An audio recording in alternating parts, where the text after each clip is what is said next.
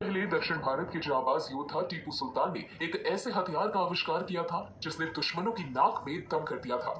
ये वो राजा थे जिन्होंने 18वीं शताब्दी में अंग्रेजों को धूल चटा दी थी।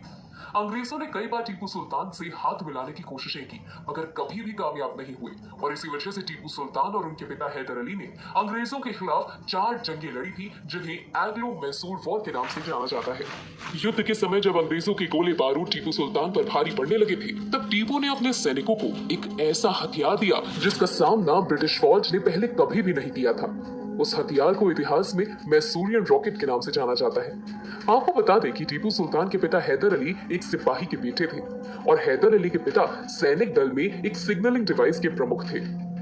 उन दिनों छोटे रॉकेट का इस्तेमाल युद्ध में सिग्नल देने के लिए किया जाता था।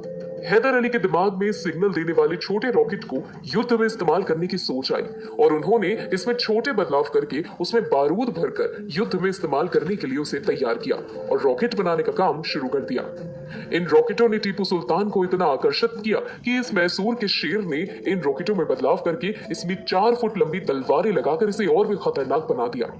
आपको बता दें कि जब इस रॉकेट को आग लगाकर छोड़ा जाता था तो रॉकेट में मौजूद बारूद की वजह से इसे करीब 1 किलोमीटर तक की गति मिलती थी और बारूद के खत्म होने पर तलवार के वजन की वजह से यह हवा में घूमती हुई अंग्रेजों की सेना पर गिरती और उन्हें भारी नुकसान पहुंचाती थी।